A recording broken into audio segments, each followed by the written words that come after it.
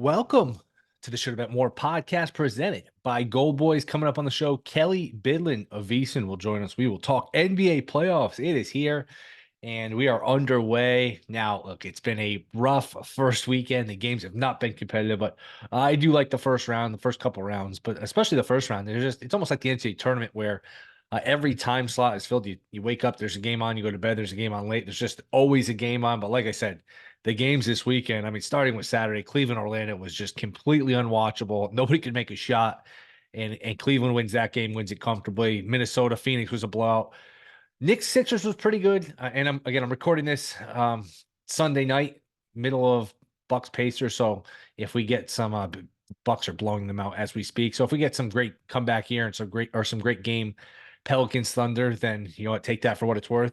But at least 6 games in here, the playoffs have just been blowout after blowout. But Knicks Sixers was a good game, and I still think this is a series. I thought going in, and I was pretty much off last week, so haven't talked about it on this podcast. I thought this was a series that had a chance to go 7. I would just worry, if you're Philly, can you keep Embiid healthy for the 7 games here? And you're probably going to need all 7 now, especially down 1-0 to win, because Embiid's act gets a little tired. He's a great player when he's healthy, but he's always hurt in the playoffs. He never does anything in the playoffs. This time of the year, it's always, he's got a knee brace. He's dealing with this. He's dealing with that. And I get it. He's a big guy, but he got hurt the other night, came back, wasn't good when he came back, had no lift, couldn't make a shot. So, but that was a good game that I think will be a good series. I would think Philly would win games in their building, and that's one that could have some juice going forward. Just going through the series here, the Sunday night, the Saturday night game, Denver. Lakers had a lead early. Denver, once they got a lead, you figure that was it. They were going to run away, and they did. The home teams, again, going into Bucks Pacers, just completely dominated. Going back to the playing games on Friday night, the home teams have just been dominant, absolutely dominant. Even uh, boy, ever since Lakers Pelicans, these home teams have just dominated all of these games so far. Playing playoffs. Sunday afternoon, Heat Celtics was just completely unwatchable. That game was over before it started.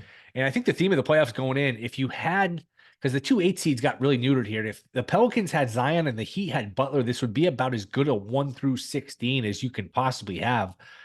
Because the NBA playoffs, it's usually like this where 1-8 is lopsided, 2-7 is lopsided, and 3-6 and 4-5 is where you get your good series. If we had Butler, we had Zion, we'd have about as good and balanced a 1 through 16 as I can ever remember. So that's not the case. Obviously, the 8 seeds are completely new to the Heat or shot. They're probably going to get swept. If they win a game, that'll be it. And it'll be a miracle that they do win a game. If they had Butler, you have the revenge from last year. He'd always play them tough. You favor Boston would be favored, obviously, in a big favorite, but that series would at least have some juice. With Butler, without it, it has no chance. On a lesser scale, same thing with Oklahoma City, New Orleans, but the injuries are already a story early where Kawhi misses game 1, and that was another game Sunday afternoon, completely unwatchable. Game was over in the first quarter. But Zion, Kawhi, Embiid, Butler, Giannis, I mean, you just go down the line. It's injury after injury. The playoffs have just started. I mean, just barely started here, and you're already dealing with all of these injuries. So we'll see going forward. We got 3 games Monday. We'll talk to Kelley about those updated series prices, all that. Let me get to the updated series prices before we get to Kelley. And like we said, we got 3 games here on Monday. In the West, it is the Nuggets minus 750, Lakers plus 490, Minnesota minus 176, Phoenix plus 142, and Dallas is minus 142 now as a small favorite, Dallas plus 118. So Clippers minus 142, Dallas plus 118. And then over in the East, Boston, forget about it, minus a bajillion against the Heat. If you want the Heat, I mean, you get 40-1. Great. You can have it. I'll book that if you want to get in contact with me. Knicks minus 290, Sixers plus 225. And let's see what else we have in the East. It's also Orlando minus, I'm sorry, Cleveland minus 375, Orlando plus 285. So, I always say don't overreact to game 1. The easiest thing after game 1 is, the series is over. The team that won game 1 is going to blow them out, and every game in the series is going to look like game 1.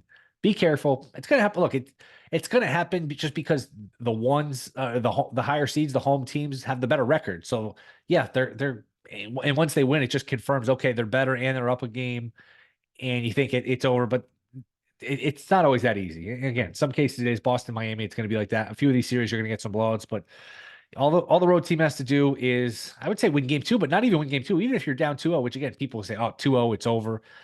The team that goes home for game 3, all you got to do, and usually this is what happens. They do win game 3, and all of a sudden it's 2-1, and you're playing in game 4 to tie it, and then who knows? So easy to overreact in these series. Be careful of that. Be wary of that. It's very easy to just see one game and say, oh, the Cavs are going to bury the Magic. The Timberwolves are going to blow out the Suns. Plenty of these teams fall down 0-1 and come back and win series. So again, these better teams are favored. They're home and they're up 1-0. So that adds to it. That adds to the advantage. But I would not rule out any of these series. If you had conviction on something going in, I wouldn't jump off it right away just because you're down 0-1. But again, just the theme of the weekend, blowout after blowout after blowout. And by the way, can the NBA start these games on time? When you say the game's going to start at 1 o'clock, start the game at 1 o'clock. When the football's in the air at 1 o'clock on Sunday. We don't need. It was Celtics Heat Sunday afternoon. The game's supposed to start at 1 o'clock. Turning on at like 108, 110. I was like, all right, let me see an early score. Game hasn't started. 112 hasn't started. I mean, I think it started 115, 117, which is fine. If you're going to start it at 115, you know what? Let everyone know beforehand. Hey, the game starts at 115. Fine. We'll be there. Don't lie about these start times where you can just add on an extra 15, 17 minutes to these start times. It's just ridiculous. But let's get to the games Monday, and we'll get Kelly's thoughts on all these. Cavs laying 5.5 against Orlando, total 202.5. Knicks laying 5.5 to the Sixers, total 209. Nuggets minus 7.5 against the Lakers, total 223.5. Pretty much all the same spread that mirror game 1, except the Knicks Sixers is a little higher. And again, that was that was probably the game of the weekend, at least so far. Game 1, Knicks and Sixers, where Knicks hit a bunch of threes, got a bunch of offensive rebounds, 23 offensive rebounds, hit a ton of threes. Brunson didn't even play that well as the Knicks won that game. And I would think it's hard to take Philly just because you don't know what you're getting out of Embiid. It's just hard to imagine he can handle up to the physicality of 7 games of these over the course of 2 weeks and then do it again for another series and another one after that. It feels like this series is going to catch up to him. Already game 1, he's limping around. He's coming out of the game. So the bet I really like here going into Monday, under 202.5 Magic Cavs. The Magic cannot score. They are painful to watch on offense. And the Cavs are good on defense. And the Cavs aren't great on offense, and Orlando is really good on defense. So you have a bunch of components here: a good Magic defense, a bad Magic offense, a good Cav defense, and an okay Cavs offense. 3 of the 4 units here are conducive to an under. So I think we'll see another under on Monday with the Magic and the Cavs. And it's funny, that game was really high scoring in the first quarter, Magic Cavs, because I like the under going in, and I was like, oh man, this bet's dead. They're hitting every shot. And after that, it was just a complete slog. It was tough to watch, as were a lot of these games. But that game, no offense, nobody could shoot, nobody could score. Suns Timberwolves is not till Tuesday. And boy, there's some pressure on the Suns here. The Suns, when you look at what they gave up for Durant, for Beal, if they lose in 5 or 6, again, it's only one game, but if they lose in 5 or 6, or even if they lose in the next round, this is shaping up to be just a complete and utter disaster in terms of the Durant trade, the Beal trade. They don't have another pick for like a decade. So disaster is brewing in Phoenix. I don't know if enough is made of that. Again, Lakers, Nuggets. The Lakers just are not as good as the Nuggets. Davis has his moments. LeBron has his moments. The Nuggets are just too good. The Lakers aren't as good on defense anymore, but they're playing some of these lineups with Rui, Hachimura, and with Russell. Lakers don't have a lot of good 2-way players. And then Denver at home, it's just the Lakers can't get over the hump. They needed to win one of these 2, and maybe they steal a game Monday and even it up. But beating Denver 4 out of 6 now is hard, if not impossible. And if they ever lose in game 2, which I expect they would, beating them 4 out of 5, you can forget it. Denver's going to win that series. Probably in 5, maybe 4, maybe 6, but I think 5 is probably the sweet spot where maybe LA gets a game. Maybe they don't. But I think Knicks Sixers is a long series. Cavs Magic, I have no feel for. Cavs probably win. Cavs should win that series. I liked Phoenix over Minnesota going in. I'm definitely a little shook by game 1, but that could be a longer series too. Again, Celtics Heat, that one is over with, and some of these other series are just about to tip off Sunday. So we'll do plenty on the playoffs. NFL draft later in the week. I'll do stuff on the draft as it gets a little closer.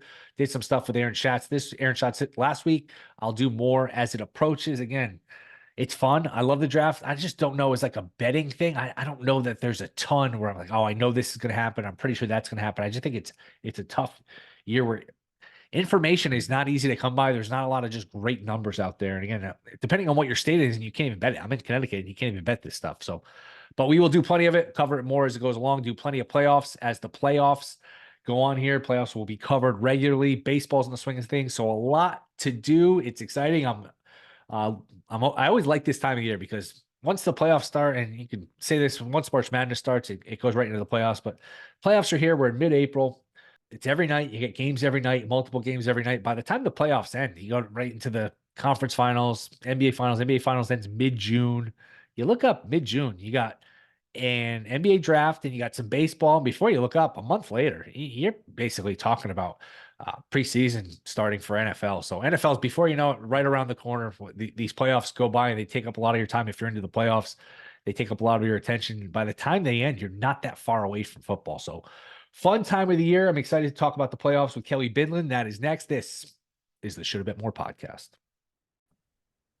All right, we are back. Shoulda Bet More podcast. You can hear him all over VSiN, Live Bet Sunday, a numbers game. Who knows where else? It is the great Kelley Bydlon. He joins us now. Kelley, what's going on, man? How's it going? Pretty good, man. It was good to see you in Vegas this week. Finally seeing Will Hill in person. Nice. You did the little weekday trip to Vegas, which that can be smart. You know, you get a little cheaper prices on some hotels and flights, and not as crowded.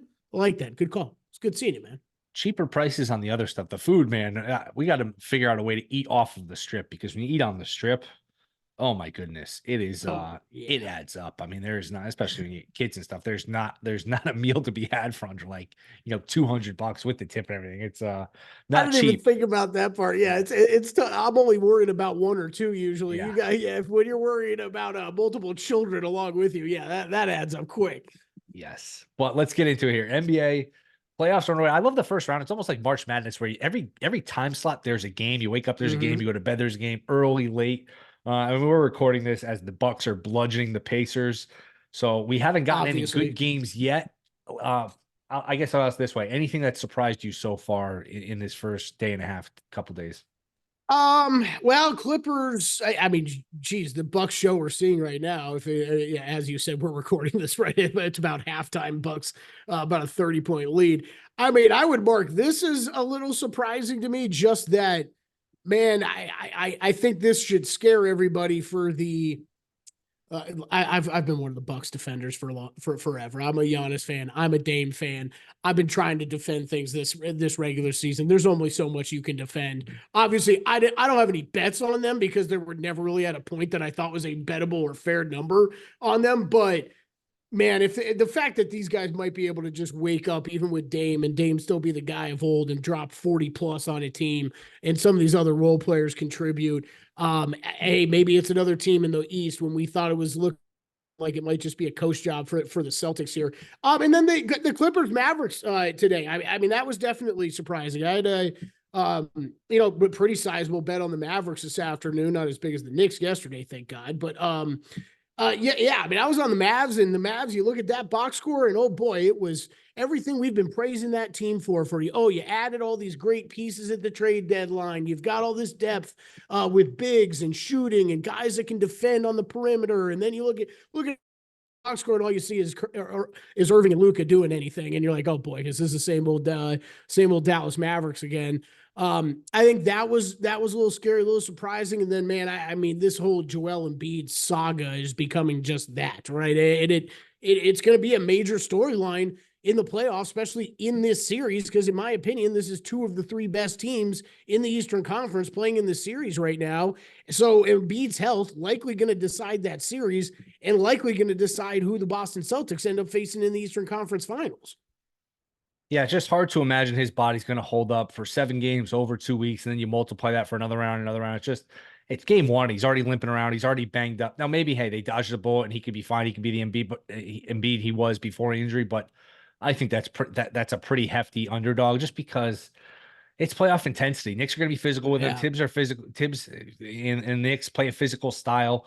So the fact that he can he's going to be fine playing every other day here, every few days. I don't know. I don't know that he's long for this series. If he is, it's an interesting series and could go the distance. And Philly probably on paper has better players. I don't know that him staying healthy and being Embiid, like is the most likely outcome. And he wasn't even great the other day. Like, end of the game, he didn't have any lift. He wasn't making Yep. shots. I don't know. I'm skeptical. I'm perplexed by it. I will tell you, I did bet the Knicks for game 2. I have not gotten involved series wise at all, though. I was loaded up on Knicks game 1. I did bet him for game 2, not nearly as big.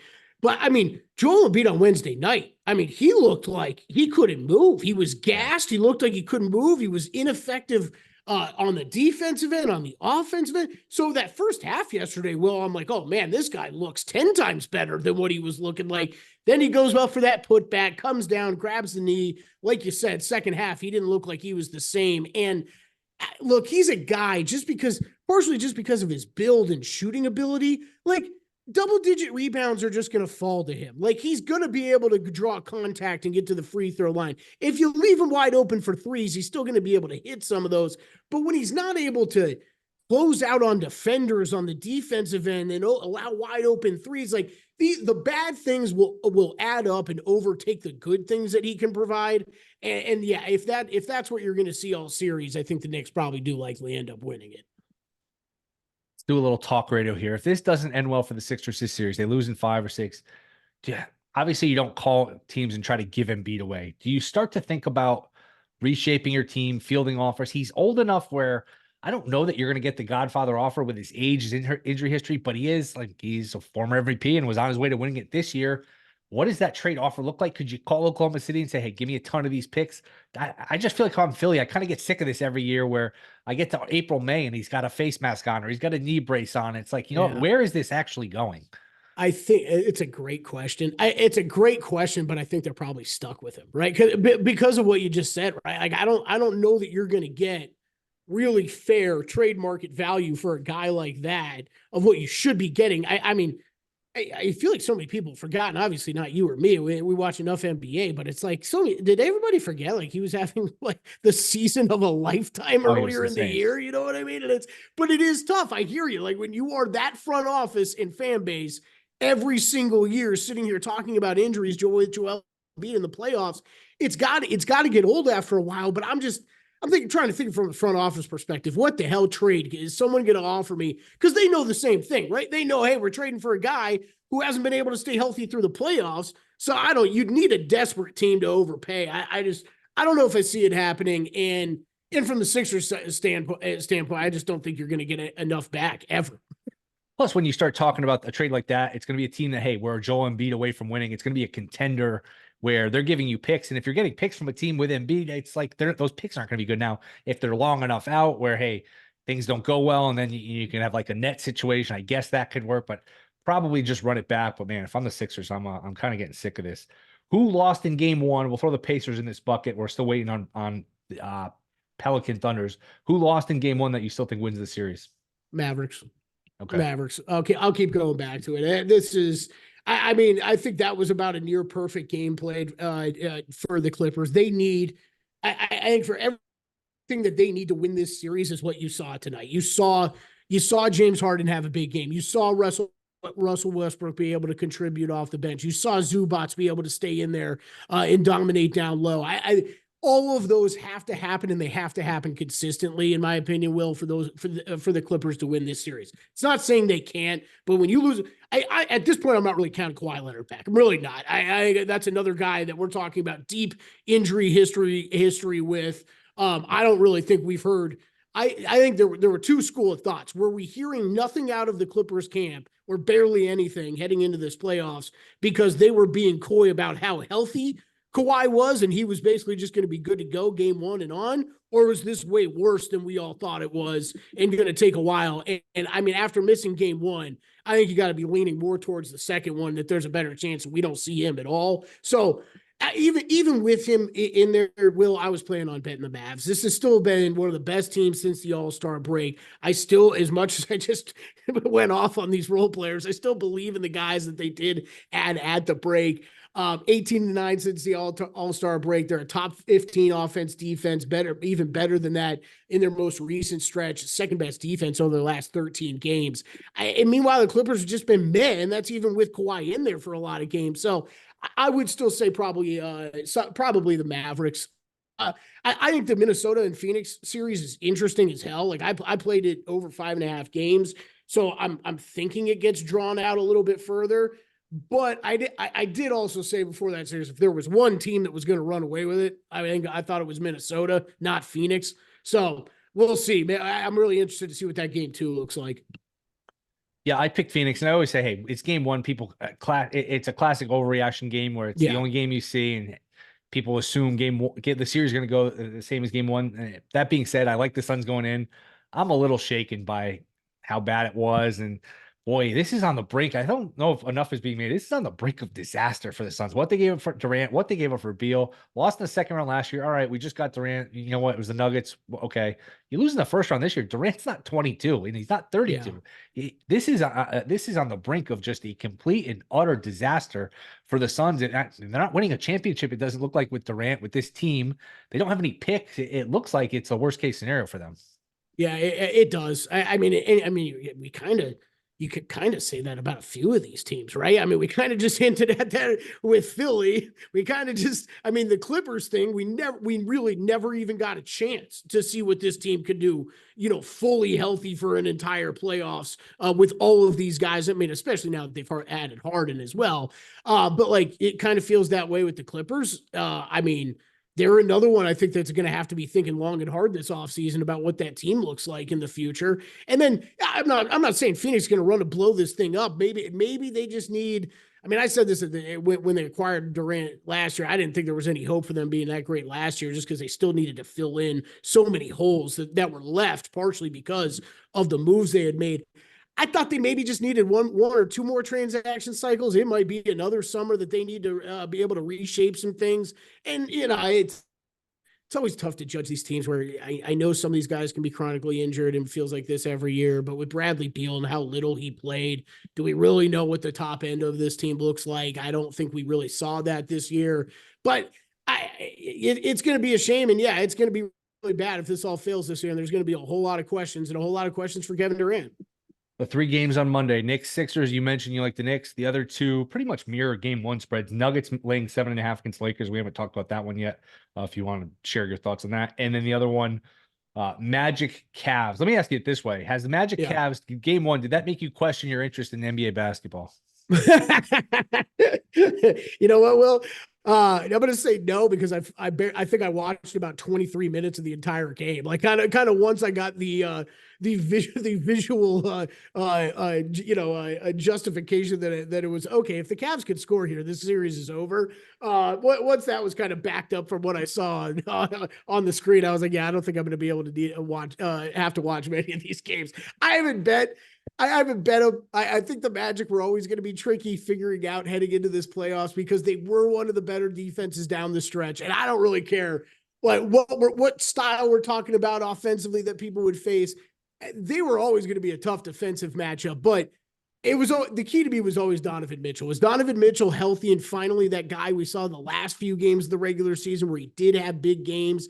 And if he's doing what he did in game 1, I think this thing's over. Cavs are going to be too tough to beat. And really, we made fun of them all. I mean, they should all be in basketball jail for tanking that last game just to set up this matchup. But oh boy, you better win this matchup after doing that, right? Like, I mean, we all crushed them last year, or at least I did, for going out the way they did first round against the Knicks. If you purposely tanked to get this matchup, you better win this thing and win it easily.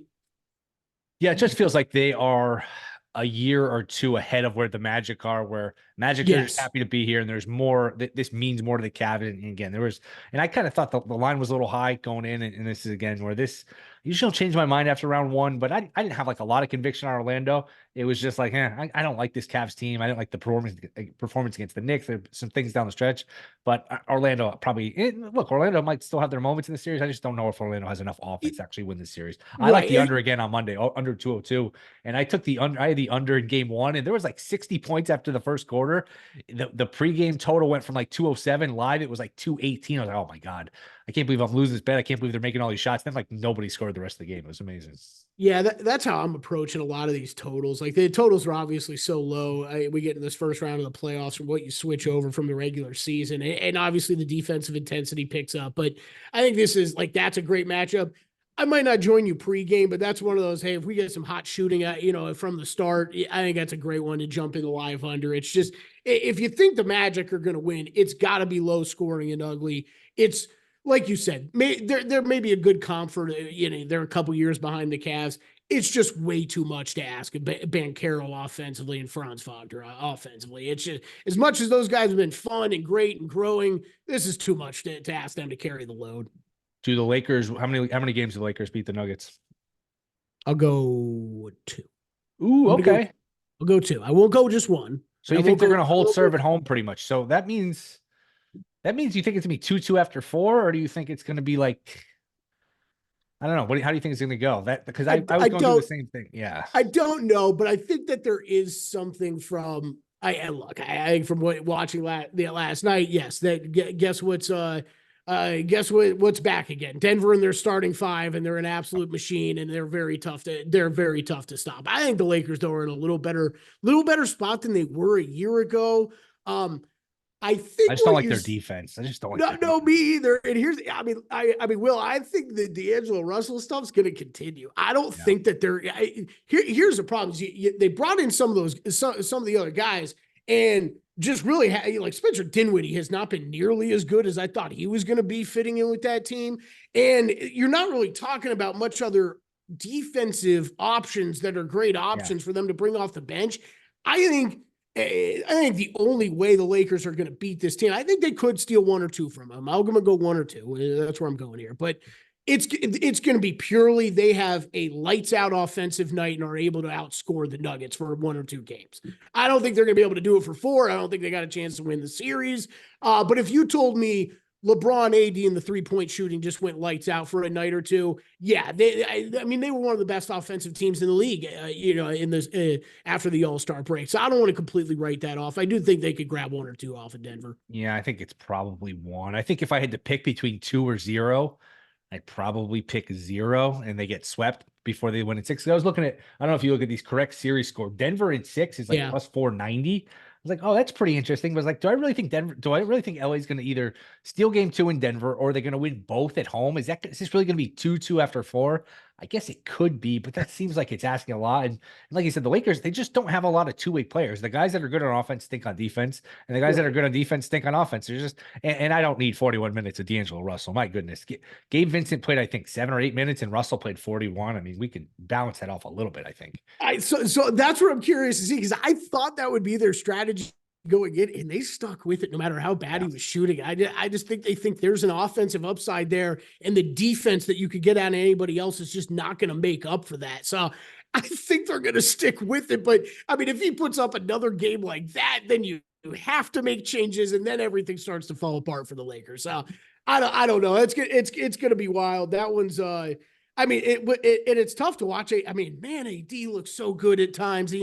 He's another guy just doesn't get the credit he deserves sometimes. After we've all just killed him for years and his availability, and it's just Denver's a machine, man. They really are with that starting 5. I could live without the AD threes, by the way. I don't need 4 Anthony Davis threes. I don't know if I need 4 in the entire 7-game series. I definitely don't need 4 in one game. And they can't sit Davis when Jokic is on the floor. If Jokic is on the floor, Davis has to be on the floor. You can't have Jokic out there with no Davis. You're just going to get killed. I saw that. That was what we saw last year. Everybody killed it. What was it, 1 or 2 games, right? Where Anthony Davis had bad offensive games. He wasn't even shooting that much because he was exhausted from guarding Jokic, but like he played good defense last year. He has to get it done on both sides of the ball. It's like, it is a must for them if they're going to win. Anything here. Having said all that stuff about the Lakers, let me just be clear on the record. I didn't bet anything game 1. I don't plan on betting anything game 2. I have no futures or series bets in that series. I really don't think I'll end up having any. I would probably lean towards laying it with Denver. I think if the Lakers, now they've played a couple games here, they had to play a playing game, then they had to play Saturday night, then a quick turnaround here in altitude. We've seen them punt these games. Or if they're behind by 12, 15 in the third quarter, they might just say, you know what, we'll see in LA. We'll try to get back on track at home, and they might just punt the game. So I look towards Atlanta. I don't know how competitive LA is going to be, because they were up, 10 or 12 points pretty early. They lose that game, lose it by double digits. I don't know if they're going to turn around and play and come out with another punch. It might be just, you know what, we get behind early, we'll see in LA.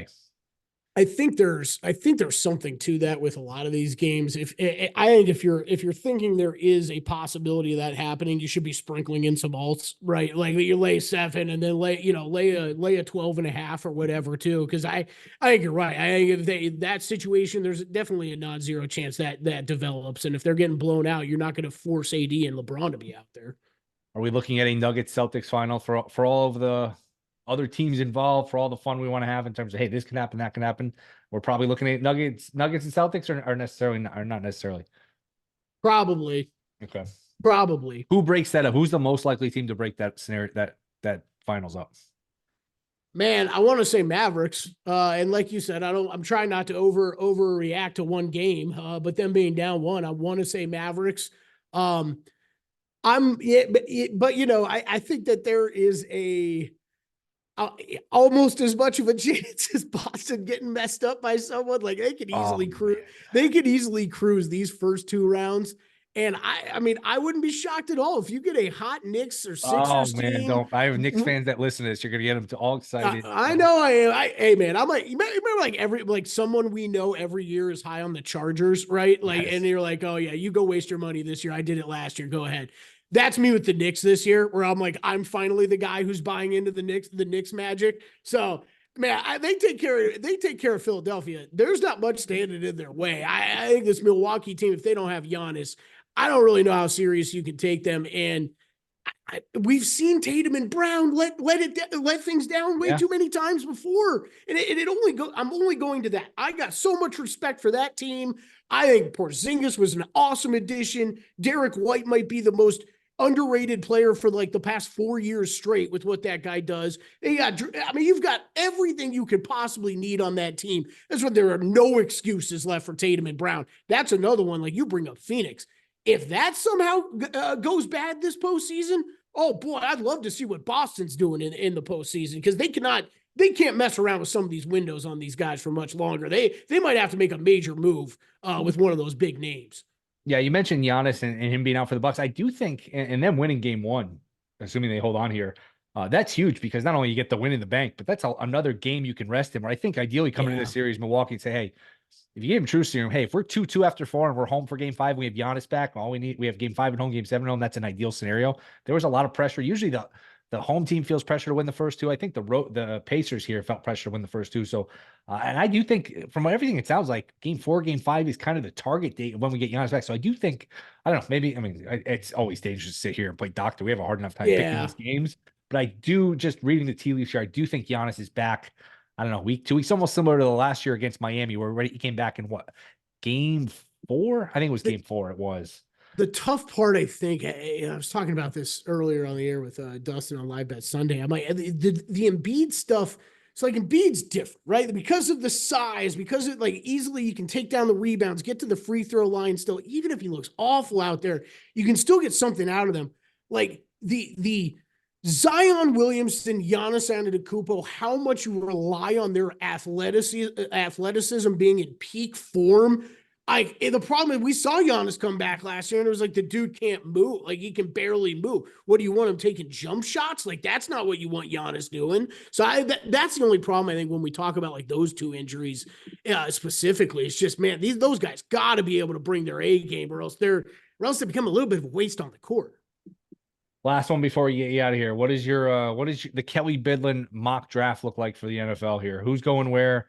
It's obviously Caleb 1, and then what? Jaden Daniels 2. I bet it again. I bet it again just before we started recording. I'm not believing all the smoke. I'm not believing all the smoke. I think it's Daniels 2. Man, I hope it's Patriots sit tight or trade out, and that's where another quarterback goes, because I've got bets differently lined up at 4 and 5 that I'd like to get home. But man, I think the 3, 4, and 5 are so up in the air right now of whether they could be traded or not, and it's just going to be whatever team gets desperate enough at whatever slot in the draft to trade up to. But yeah, I've got, what do I have? I got Neighbors going 5th overall. I've got Marvin Harrison at a nice price going to the Cards too. So that's the one I'm really hoping gets home. I had made that one early on, but I think those 3, 4, 5 very up in the air. What do I got? Dallas Turner top 10 and 8th overall, but just saw earlier that he's no longer the favorite to go 8th overall, so that's fun. Man, yeah, I'm hoping all that happens. And then quarterbacks, I've got some, but some on the over and the under, just kind of arbing some positions there. And then what else do I got? Keon Coleman under 46.5. That's just Florida State fan bleeding through for you. Should be fun. It's fun from a viewership standpoint, from like a betting content standpoint. I've had a hard time with it where it's like, look, I like to bet. I don't like to guess. And I feel like, all right, Right. convinced me Gayo's going to go too, but to sit here and start projecting trades at 3 and do all that in terms of like bets, it's very tricky. Now, if you're getting a plus sign and a fat number, I get it. But other than that, I don't I don't want to get burned on, hey, I think this, or I'm chasing this rumor, and I don't have a great feel for the draft. Maybe as we get closer, I think the draft, most important thing is have a bunch of books and pick off numbers that are either stale or just off numbers, and that's how you play it. I don't know that there's just too much information out there. There's too many books, there's too many betting shows, there's too many eyeballs on this stuff where there's no good numbers, and if there are good numbers, they don't last. Yeah, no, I'm with you. I think this would be the second year in a row, even though I mean, I think my Daniels positions are actually going to end up being pretty heavy. So I hope he goes number 2. I've just been kind of sold on that from the beginning. But man, I'll tell you, man, this is same thing as last year. I would if I could take that bet off to the side, and then CJ Stroud number 1 overall last year, because I would have stood by that till the day I saw him go number 2, which I'm still in shock by. But like remove those 2 bets. If you tell me I could just get my money back for every other bet I've made right now, I would totally take that choice. I feel like it's 2 years in a row of that because of so much of what you're saying, and it's getting tougher and tougher. Books are posting less and less, later and later. It just makes it more difficult. And you start chasing the news, you can end up getting in a bad cycle where, hey, you chase this rumor, you chase that rumor, and you look up, even if it's one or 2 bets a week early in the cycle, then another couple of bets, you look, boy, I got 12 or 14 bets.